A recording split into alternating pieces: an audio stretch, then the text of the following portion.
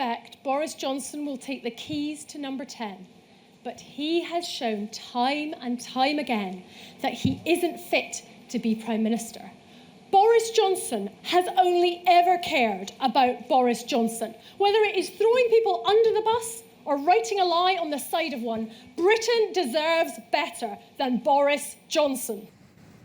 Well, for more, let's speak to our international affairs commentator, Douglas Herbert. Morning to you, Doug. Good morning. George Winston saying he has the keys to number 10, but he's already facing opposition.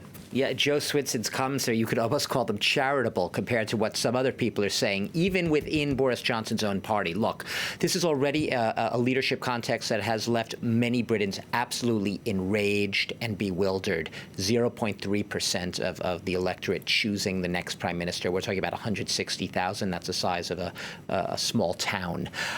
So you have the fact that most of Britain's been left out of this election. But even within his own political establishment, we had a Foreign Office minister resigning yesterday and basically saying that he did so in order to table a motion right away in the House of Commons to debate how much support Johnson actually has. A bid really to ward off what you were talking about, that what's a horror possibility for most Britons of a no-deal Brexit. Now, that motion to instantly debate a sort of confidence motion to gauge Johnson's support, that was shot down by the Speaker of the House of Commons. However, that does not mean that Boris Johnson will not be on notice right away.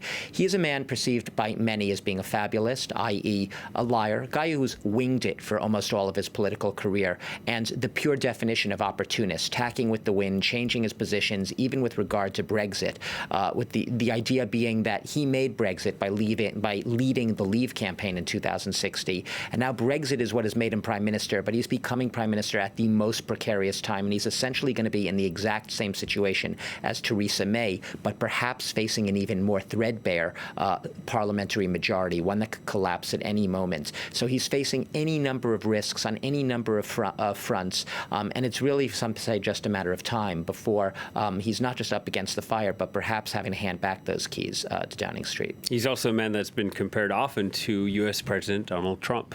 Yeah, Trumpian. Fine. He's more articulate.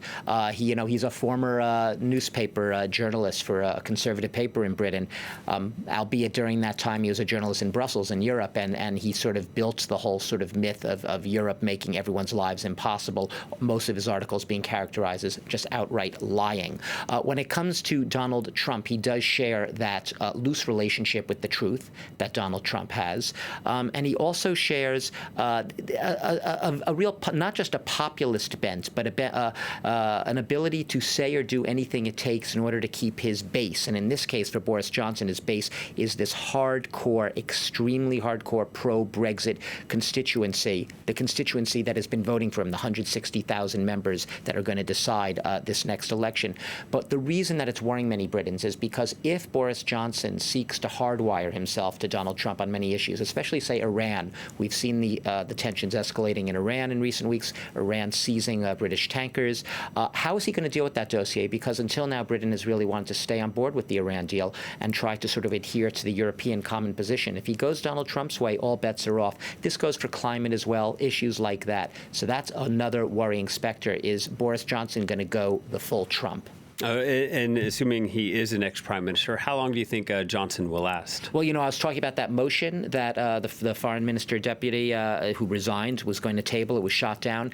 So he's not going to be brought down immediately. He's not going to be, Theresa May won't resign tomorrow and he'll come into office, and then by Thursday we'll be talking about a new prime minister. There's already sort of a sense, even the Labour Party is going to hold off. They'd wanted to, table a confidence motion right away. They're likely to hold off on that. Give Boris Johnson, because they know the Tories aren't going to go along right away. The Tory party is generally in this, let's just wait and see for a very short time, put him on a very short lead, see the cabinet he appoints, see what his initial speech to the cabinet, to the nation is going to be, see if he's able to make any headway over the summer towards perhaps arriving at some sort of fresh agreement that would avoid a no-deal Brexit. Because remember, that's the horror show for most people in Britain, a no-deal Brexit. Even among those who support Brexit, there are polls showing that they are adamantly against crashing out of the European Union without an agreement. So Boris Johnson's on a very, very tight lead right here.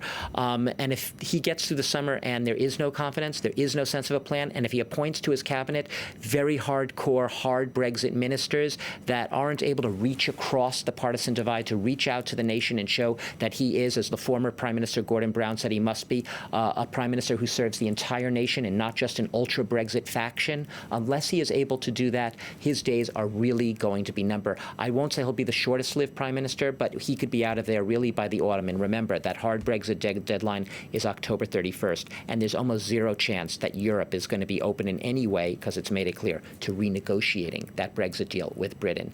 So he has tight lead, little wiggle room, and more dossiers in his inbox than you can even count. So I think there are very few people in Britain right now who envy Boris Johnson's position.